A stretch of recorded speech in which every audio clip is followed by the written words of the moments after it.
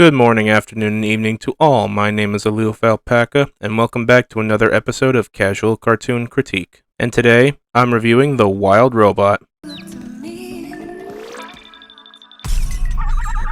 do not have the programming to be a mother. DreamWorks.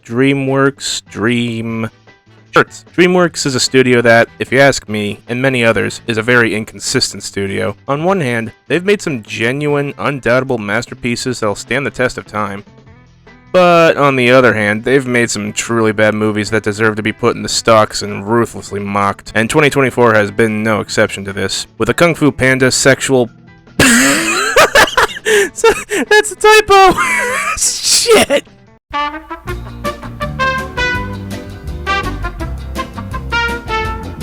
With a Kung Fu Panda sequel that's basically DreamWorks' Toy Story 4, and a straight-to-streaming Megamind sequel that was so bad, a particular YouTuber that personifies themselves as a purple crab, so here's this giant enemy crab from a specific Disney movie, have a mental breakdown. So it seemed that DreamWorks was putting all their effort in The Wild Robot, and it showed. The first trailer, it got me hyped.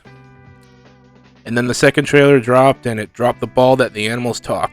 Talk about a bait and switch. But even then, with all the positivity I was hearing after the second trailer, my doubt had turned to cautious optimism. So I went to a theater, put my ass in a seat, and I saw The Wild Robot. And what do I think?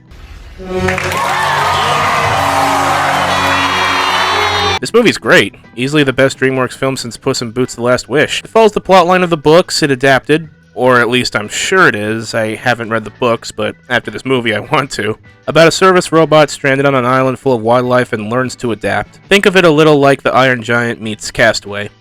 And of course the challenge of raising a child as if it were your own. Story is really good. I like the whole dynamic of Roz, Fink, and Brightbill being this small, oddball family of outcasts by the rest of the animal community and for most of the runtime. And the whole dynamic of Roz as she develops feelings and a personality and learns to love not only Brightbill but all the animals that pushed her away and called her a monster. And I would be lying if I didn't say I got a little teary-eyed over the story. Visuals are great, clearly taking direction from Puss in Boots. Makes sense, came in part from the same makers. Score is good, pacing is good, presentation is high, and overall, if I had to give it an arbitrary review score, I'd give it about an 8 out of 10. So go see The Wild Robot if you haven't. And with that, Rachel, Mandrake, your thoughts? If a robot was wild, would that make it a rogue? Rogue, but that robot wasn't red, it was white.